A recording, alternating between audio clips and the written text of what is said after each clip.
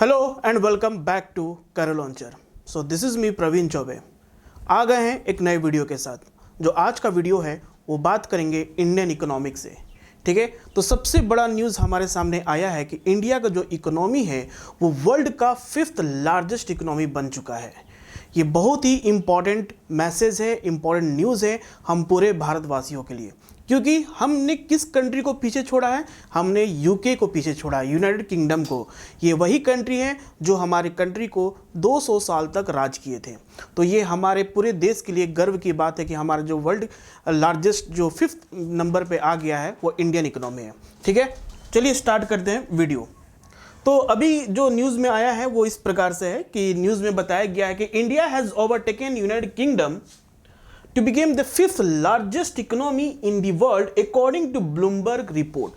Bloomberg is one financial institution that published a report which has cited GDP figure from the International Monetary Fund.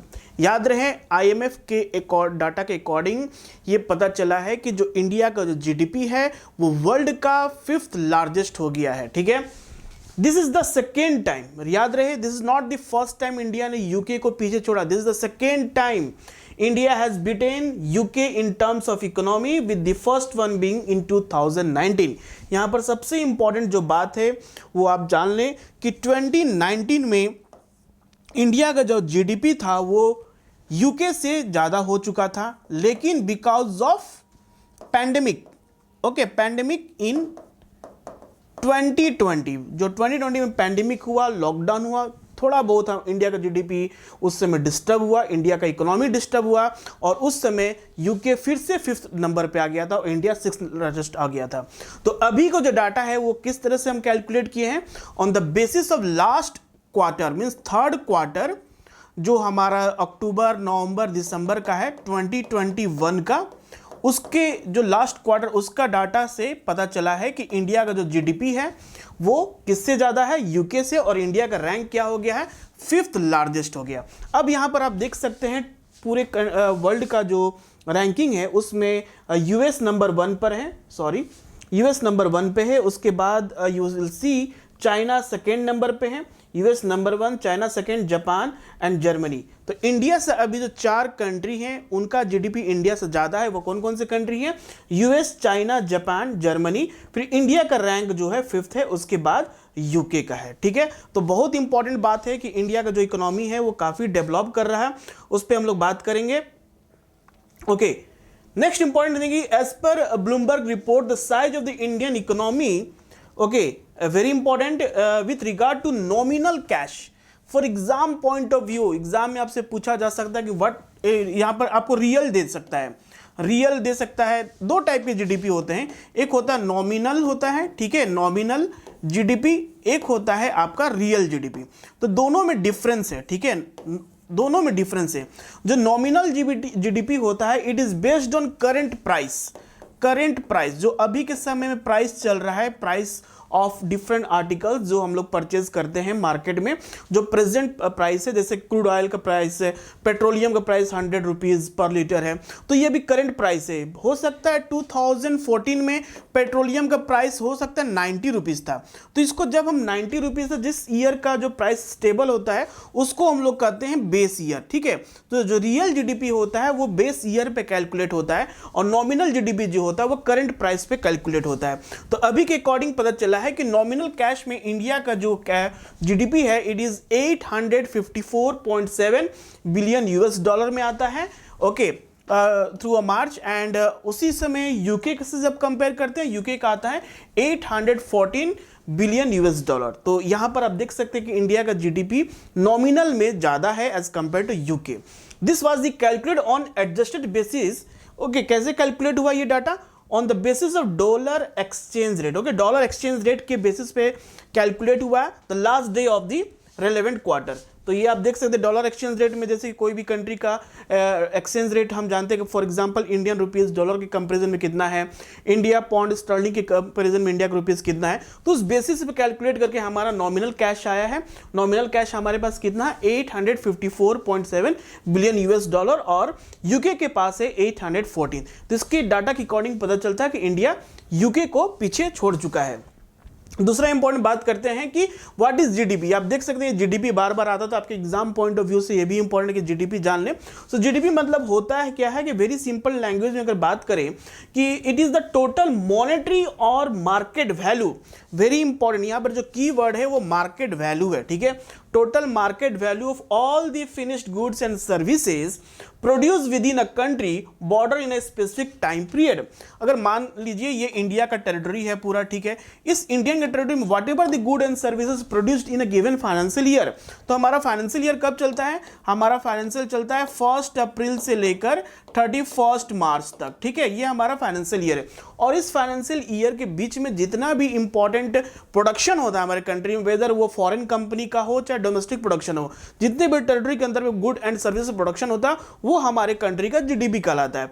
As a broad measure of overall domestic production it function as a comprehensive score card of a given country's economic health, ठीक है। तो ये किसी भी country का अगर economic health जानना है, जीडीपी जानना है, उसका कितना डेवलपमेंट हो रहा, वो ऑन द बेसिस हम जीडीपी निकालते हैं। जीडीपी और भी हम कंपैरिजन करते हैं like purchasing power parity, triple P. इस केस में इंडिया का रैंक 3rd है, याद रहे इंडिया का रैंक 3rd है परचेजिंग पावर पैरिटी में। On terms of purchasing power parity India rank 3rd in world.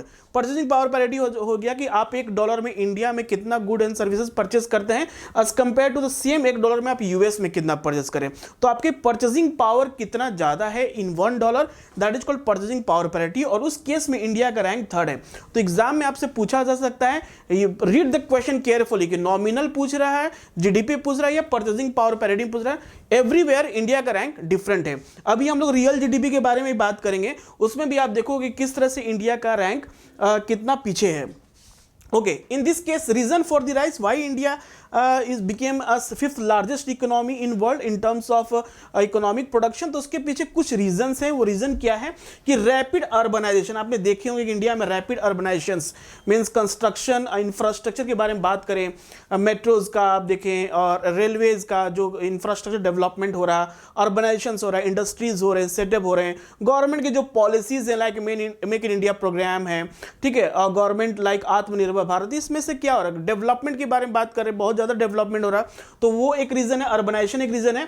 Technological advancement है। अभी के टाइम में इंडिया को भी आपको पता होना चाहिए कि 5G पे भी इंडिया का अपना इंडिजिनस टेक्नोलॉजी काम कर रहा है। 5G के अंदर, आत्मनिर्भर भारत के अंदर 5G टेक्नोलॉजी और जितने भी आर्टिफिशियल इंटेलिजेंस की बात करें, ब्लॉकचेन टेक्नोलॉजी बात करें, तो India is doing very well in terms of technological advancement. तीसरा रीजन है प्रोडक्शन राइज। प्रोडक्शन भी काफी ज्यादा हो रहा है। स्टील प्रोडक्शन की बात करें और डिफरेंट गुड्स की बात करें, all production is very high and are more demand in the international market. हमारा जो प्रोडक्ट है पहले के कंपैरिजन में आज के टाइम में quality wise and quantity wise बहुत ही अच्छा डेवलपमेंट हो रहा है और लोग उसको पसंद भी कर रहे हैं और मार्केट, इंटरनेशनल मार्केट में उसकी डिमांड भी काफी बढ़ रही है। इसलिए हमारा क्या हो रहा है, एक्सपोर्ट भी ज्यादा बढ़ रहा है। इंपोर्ट तो हम कर रहे हैं, साथ साथ में हमारा एक्सपोर्ट भी बढ़ रहा है। तो हमारा फॉरेन एक्सचेंज रिजर्व है वो कहीं ना कहीं वो भी स्ट्रांग हो रहा है, ठीक है। तो किसी भी कंट्री में अगर फॉरेन एक्सचेंज रिजर्व स्ट्रांग हो रहा, प्रोडक्शन ज्यादा हो रहा, एक्सपोर्ट ज्यादा करने लगे, तो ऑब्वियसली उस कंट्री का जो जीडीपी होगा that will be a increases. तो ये सारे इंडिया में लोगों के लिए बहुत इंपॉर्टेंट बात है। दूसरी बात करते हैं कि जीडीपी, जैसे मैंने बताया कि purchasing power parity and nominal GDP दोनों के टर्म्स में हम लोग ने देख लिया इंडिया का रैंक क्या है। अब रियल जीडीपी के बारे में बात करते हैं कि GDP per capita provide a more realistic comparison of income level because it divide a countries GDP by the population of that country, ठीक है। जो कंट्री का जीडीपी है और उसके पॉपुलेशन है उससे डिवाइड करके हमको क्या मिलता है, रियल जीडीपी मिलता है, जीडीपी पर कैपिटा मिलता है। This is called GDP per capita.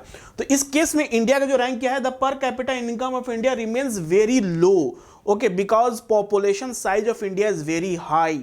India में पॉपुलेशन बहुत ज्यादा है, जो हम कमाते हैं अगर उसको पूरे पॉपुलेशन से डिवाइड करेंगे तो obviously that will be a less as compare to the other countries. Other countries में पॉपुलेशन कम है एज कंपेयर टू इंडिया, तो ऑब्वियसली इंडिया का जो रैंक है हियर 122 आउट ऑफ 190 कंट्रीज। बहुत इंपॉर्टेंट बात है, आपको जानना पड़ेगा, एग्जाम में आपसे पूछा जा सकता है रियल कैपिटा के बारे में बात कर रहा है, रियल पर कैपिटा जीडीपी के बारे में बात कर रहा है या नॉमिनल के बारे में बात कर रहा है, that is very important. In terms of per capita income in 2021। तो उसी ईयर जो लास्ट ईयर के जो डाटा लेकर हमने पता किया कि इंडिया का जो नॉमिनल कैश है उसके according India is the 5th largest economy. और सेम में अगर बात करें जीडीपी पर कैपिटा के बारे में बात करते हैं, जो इंडिया का जो रैंक है that is 122 out of 190 country when we compare in terms of population, okay, and GDP. So what are the issues related the Indian economy के साथ इश्यूज क्या क्या है, किस पे हमें फोकस और भी करना है कि अभी का जो लेटेस्ट एसबीआई का रिपोर्ट है, एसबीआई का रिपोर्ट कहता है कि आने वाले समय में 2035 और वी कैन से 2035 आने और 2030 आते आते India will become a third largest country, third largest हो सकता है जीडीपी के मामले में। तो वो उस पर किस तरह से हम इंप्रूव कर पाएंगे? First we have to focus on slowing export and rising import. जो हमारा सबसे बड़ा चैलेंजिंग पार्ट है, हमारा जो एक्सपोर्ट है वो बहुत ही स्लो है एज कंपेयर टू इंपोर्ट। तो ऑब्वियसली प्रोडक्शन ज़्यादा हाई हो रहा है, इंटरनेशनल मार्केट में हमें ज़्यादा से ज़्यादा प्रोडक्शन गुड्स को सेल करने होंगे ताकि हमें ज़्यादा से डॉलर मिले और इंपोर्ट को हम बैलेंस करें, ठीक है, एक्सपोर्ट और इंपोर्ट को बैलेंस करें। जो ट्रेड डेफिसिट है उस ट्रेड सरप्लस भी होना चाहिए, लेकिन कहीं ना कहीं हमें बैलेंस करना होगा दोनों को, एक्सपोर्ट इंपोर्ट को, तभी जाके हमारा डेवलपमेंट अच्छा होगा। दूसरा चीज़ है कि आपको पता है इंडिया जो इकोनॉमी है वो एग्रीकल्चर पे ज़्यादा डिपेंड होता है, और हमारा जो एग्रीकल्चर है वो किस पे डिपेंड करता है? मॉनसून पे, ठीक है।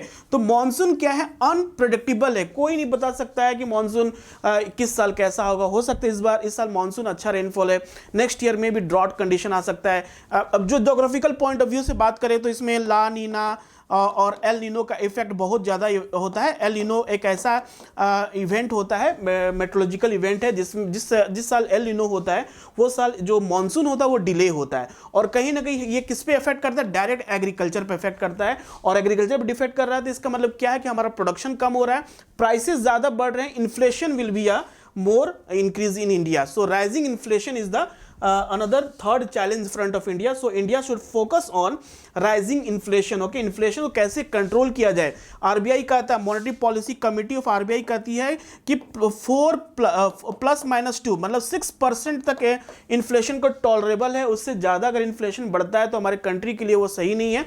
तो हमें कहीं ना कहीं इन्फ्लेशन को 6% के अंदर में रखना है। That will help India to be a third largest economy in world आने वाले समय में। ऑब्वियसली दिस वीडियो विल आपको बहुत हेल्पफुल होगा क्योंकि हम लोगों ने काफ़ी सारे डाटा पे बात किया। तो हम लोग नेक्स्ट वीडियो में मिलेंगे। Thank you, good bye.